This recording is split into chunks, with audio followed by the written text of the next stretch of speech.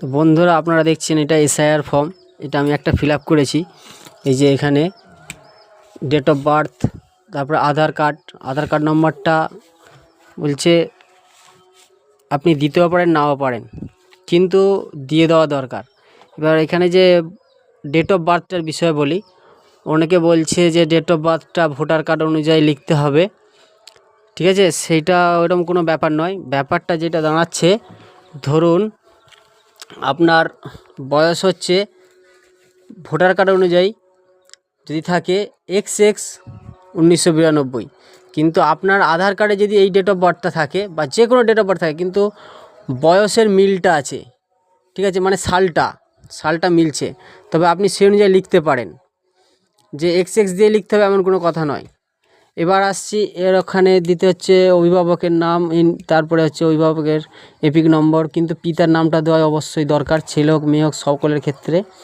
আর হচ্ছে মায়ের নাম দিতে হবে, আর হচ্ছে এপিক নম্বর দিতে হবে। কিন্তু বাবা বা মা মৃত থাকলে 2025 সালের লিস্টে নাম না থাকলে দেওয়ার দরকার নেই। এই বিষয়টা বোঝাতে চাইছে যে 2025 সাল অনুযায়ী আপনার তথ্য।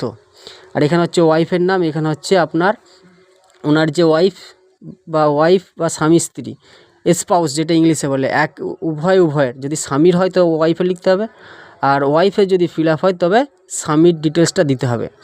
এবার এইখানটা আসুন, দুটো পার্ট আছে। এইখানে হচ্ছে যার নামে ফিল আপ হচ্ছে তার যদি 2002-এর লিস্টে নাম থাকে তবে সে এই ঘরটায় ফিল আপ করবে। আর যদি তার নাম না থাকে, তার বাবা বা মা, তার দাদু বা দিদা, তবে হলে এই ঘরটাই হবে, এইখানটাই হবে। কিন্তু এখানে হচ্ছে 2002-এর ভোটার লিস্ট অনুযায়ী নামটা লিখতে হবে। ইংলিশ বা বাংলার কোনো ফ্যাক্ট নয়। আমি ইংলিশে ফিল আপ করেছি বলে ইংলিশ করতে হবে না, কিন্তু শব্দটা যেন আপনার ভোটার লিস্ট 2002 অনুযায়ী ভোটার লিস্ট অনুযায়ী হতে হবে। যেমন ওনার নাম আছে আলী হোসেন মল্লিক, ঠিক আছে, তো 2002 অনুযায়ী যেটা আছে সেইটাই লেখা হয়েছে।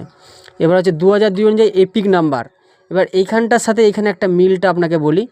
এখানে দেখুন, এখানেও আলী হোসেন মল্লিক, এখানেও আলী হোসেন মল্লিক।